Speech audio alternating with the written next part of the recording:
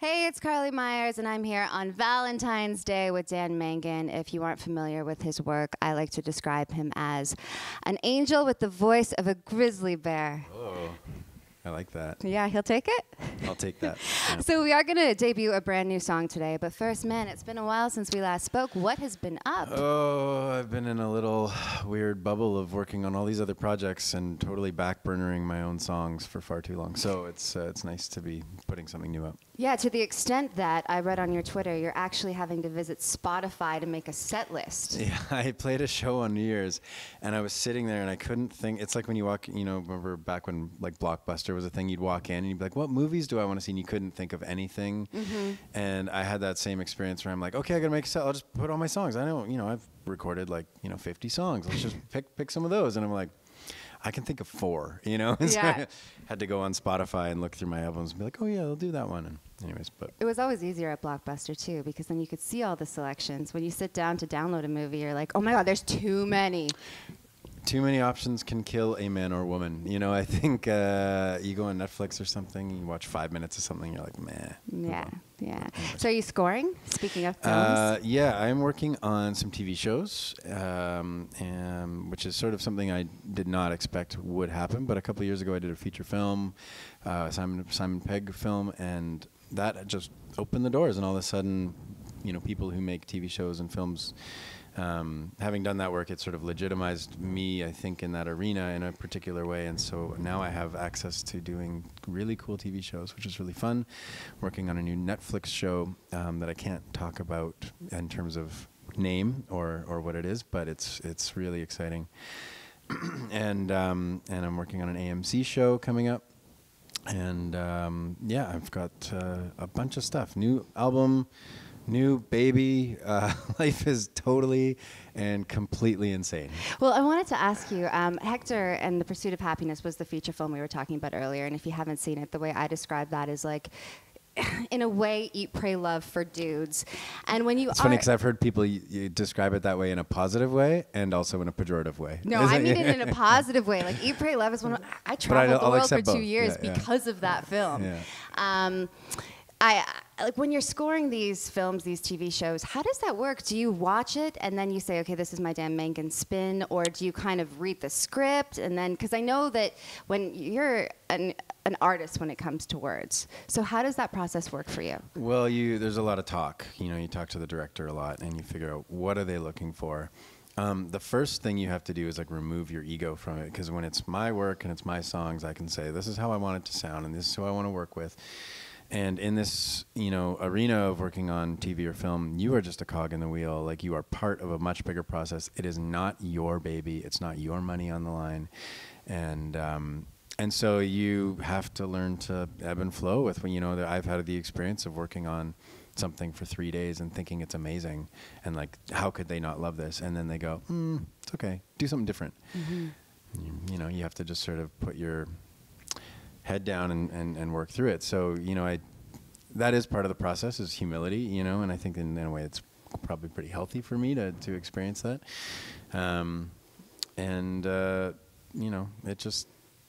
It's good. It's all good. What I find is that if I do that, if I put all this work into something and it forced me to spend a day working on something I wouldn't have otherwise done if I was just worried about melody and lyrics. Yeah. And so in a way it's cool, because then if they don't like it, you tuck it away, you put it in a folder, on your computer saying like, that's for my album, that's for later, I like that. I'll steal that from myself because they didn't want it. Yeah. So I'm also a believer, like, all creativity and all creative process is helping you get to wherever you get to. And nothing is wasted. Even like I've written so many bad songs that no one has heard. I've written some bad songs that people have heard too.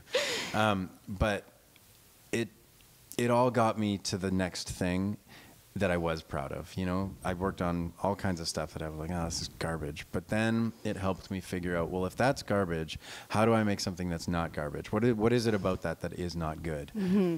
And then you figure out how to eliminate that as much as possible and just make it good. So we're talking about, scoring. We will get to the new record, but you can put all these things under the umbrella of making music. And in talking about the next thing, now you're working with technology. You've created this new app, which has been described as Tinder for musicians. And when you first hear that, you think like, musicians wanting to hook up with musicians, but not the case. No, yeah, it's sort of. The short run is the presumption is any place can be a space. This room can be a venue. Any place can be a venue if you put people and performers in it. And so it is impossible for musicians to make a living, especially at the beginning stages when they don't have a big draw in towns. And when they tour, overhead is too high. You play at a venue to 30 people that holds 200. It doesn't feel very good. You feel like you're not leaving a deep footprint. And you don't get paid. You get maybe 30, 50 bucks or something. It doesn't even pay for the gas to get there. However, if you played to those same 30 people, but you put them in like a living room or a bookstore or an art gallery where the host is doing it for a labor of love, all of a sudden the artist is making $300, $400, $500 to play a gig to 30 people. And those 30 people are having an incredible intimate experience. Everybody wins. So basically what we're doing is hosts and artists match. It doesn't have to be music too. It could be comedy, improv, lecture, whatever. Any kind of art. Any kind of performance. The host and the artist match, kind of like Tinder, you know, like a dating service. And then they book a show, and then everyone has access to come and buy tickets and go to the thing right in the app. And is it up and running right now? No, it is not. Okay. But we are booking shows already. We are doing like a low-tech beta trial. Listen to you, a low-tech beta trial. And we're booking all kinds. We've booked Tim Baker shows from Hey Rosetta. We've booked Rural Alberta Advantage, Charles Spearin from Broken Social Scene. And we've done these like amazing, kind of cool, intimate, off-the-grid shows. And they've been magical. And everyone who gets involved, whether it's the host or the artist or the audience, like everyone comes back and says, we want more of this. And so we know we have a good idea when everyone's giving us the thumbs up. And what's it called? It's called Side Door. Okay, so look for it. Coming soon. And not even coming soon. If you are, we are looking for hosts right now, and we are dangling the carrot of really amazing artists that we have involved. We are booking shows now, and so if anyone out there or anyone you know has any kind of space that they control, it could be any place, it could be a garage or a loft or a museum. It doesn't matter. If you have control over it and you are a motivated host, we can put amazing culture and art into your space. Very cool. As if you don't have enough projects on your plate, I would like to suggest another. I think that you should make a book of your tweets. Oh. Like a tactile, non-digital form of Twitter. Yes, you are my favorite tweeter. No, that's not true. It's true. You're very funny in a very weird way. You once tweeted, "Don't." How can you question the fourth dimension if you yawn while wearing headphones? You can word it better. How can you question? Do it for me. I think I said, if you've never questioned the fourth dimension, or if you've ever questioned the fourth dimension, try yawning while listening to a song on headphones. Because you know what happens, like you're on a plane or something. It always happens on a plane. And you kind of pop your ears and you yawn, and all of a sudden the music you're listening to goes. And you disappear for a second, and you're like, it's happening inside my head right now, but it's like. Yeah, it's a weird feeling. Yeah, and you got the new baby, and I saw that you recently redid Fergie's My Humps and changed it to My Dumps from the perspective of a dad who's changing diapers. And it's a curse because now, it's like literally every time I change a diaper, and I have a 1-year-old now who loves this, and he giggles every time. And when you put a kid on the change table, they always fuss. They don't like it. So if you can make them laugh, that's how you kind of get them, and then you can change them. And I'm really careful about I don't want to be one of those artists that has kids and then just talks about their kids, that becomes not their just thing. artists, like people, comedians, like our parents, your friends who just become mummies and daddies. And it's like, I don't know, it's like it's like you gotta have some part of your life that's not projected into the world. But it is true that it's a really, what is it? What you gonna do with all that hype? Well, sorry.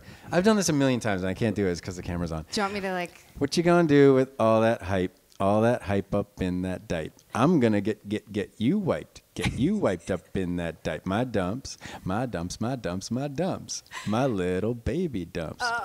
Check it out. Check it out. Yeah. You can't forget to check it out. Yeah. That is the most crucial It's part. key. So you're so funny on Twitter, but you write the most heart-wrenching music, and the song that we are about to debut is no exception. It's called Fool for Waiting, and why don't you tell me about the choice to release it on Valentine's Day? Well, it kind of made sense. I mean, of all of my songs, this might be the most classic love song. And in my typical way, no love song can be just like a flat out I love you song. It has to have this sort of, you know, basically love is terrifyingly complicated and beautiful. And so I think that the song, I mean, the crux of the song is, if you try to be with me, I will try to get by. It's sort of, I don't, you know, one of my favorite lines is, I don't blame you when you're gone for how messed up I am. So it's sort of like, when you're here, everything's cool. And I'm trying to take responsibility for the fact that when you're gone, I'm a mess. Well, when you listen to the song, I think that most of us have been on both sides of that relationship. The side that's like, I'm here, I'm ready, let's do this. And then the side that's like, I'm not ready.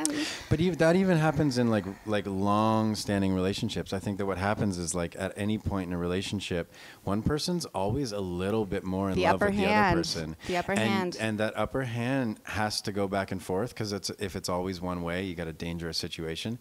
But like, I think that in all healthy relationships, like, you ask someone who's been married 50 years, they can be like, oh yeah, for like 4 years I was more in love with them, and then it's flipped, and then they were more in love with me.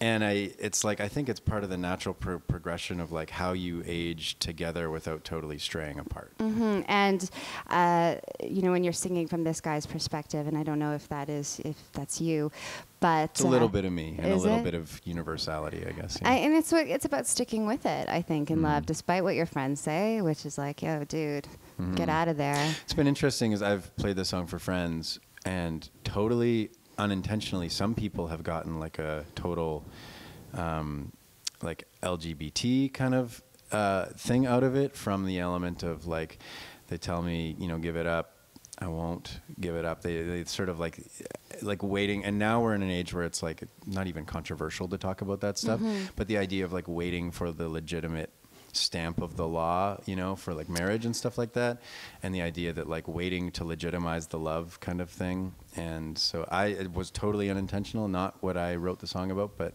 I think that that's kind of amazing too, is that people get things out of it that, you know, are unintended. And it's going to be on the new record? It will be on the new record. And the new record will... All I can say is fall. All I can say is fall. I don't have a title. I don't have artwork. It's not even done. Yeah. But this song will be on it, and this song is done. And it is going to be released separately with a very cool B-side. Yeah. So Fool for Waiting is released with a cover of Losing My Religion by R.E.M. So look for that. Terrifying to try and do a cover of a song that Michael Stipe originally sang. Yeah, you know what, though? You were in here, I guess it was about a year ago, and you did the Tragically Hypnotical Disaster, and that was everything for me. Plus, it was that spring day, and you could hear the birds chirping in the background, and I remember talking to you beforehand, and you were kind of like, yeah, covering big tunes like this is nerve-wracking. You know, it's like singing the national anthem. Like, it's something that everyone knows, and it's something that everyone has, like, in their bones. So, you know, you're not just casually ripping off some kind of obscure cover, you know? So the more well-known something is, I think the more tender it is, almost. So Fool for Waiting with the B-side, Losing My Religion, is available today. Today is Valentine's Day. It is out. So go score that, and then come fall, you can get the new full length from Dan Mangan. And before we throw to the new track, which you're absolutely going to love, I just wanted to let you know that I've been doing some hard thinking. And I think that when I meet Jesus, he's going to have your voice. It's either going to be your voice or it's going to be Eddie Vedder's voice. Oh, yeah. Like his speaking voice? Yeah, like it's going to be like, he has a nice yeah, speaking voice. Carly, welcome to heaven. So I was just curious, like, you're Jesus. Like, oh, man. It's a lot of pressure, Carly. Just think about it. Like, this, you're there. you're in heaven. And Jesus is like, hey, Dan Mangan, whose voice does he have? Oh, man. You know who had a great voice? What's it? Oliver Sacks, I think that's his name. That's kind of an obscure thing to talk about right now. Yeah, don't go obscure on this. He was just like an intellectual guy who did. I heard him on some podcasts, and oh my God, he had the best voice. Whose voice? I don't know. I don't know. Think opposite Gilbert Gottfried, like hearty and like full. I'm sorry, I'm blanking. This is like a total in front of camera faux pas. Oh, okay. Whose voice? I don't know. I like. I think is, you know what's funny is that the people, like, there are comedians that I really admire, like Jon Stewart. Mm-hmm. But I wouldn't say he's got like an incredibly like paternal voice. It would be okay. After a while, I might feel like he's just like too intense. Maybe Jesus is a woman. Maybe Jesus is a woman. Oh, God, there's so much to think about now. Jesusa. And that's what we will call her. So without further ado, it's Dan Mangan, Fool for Waiting, brand new stuff on Valentine's Day. Happy Valentine's Day, Dan Mangan. Happy Valentine's Day, Carly.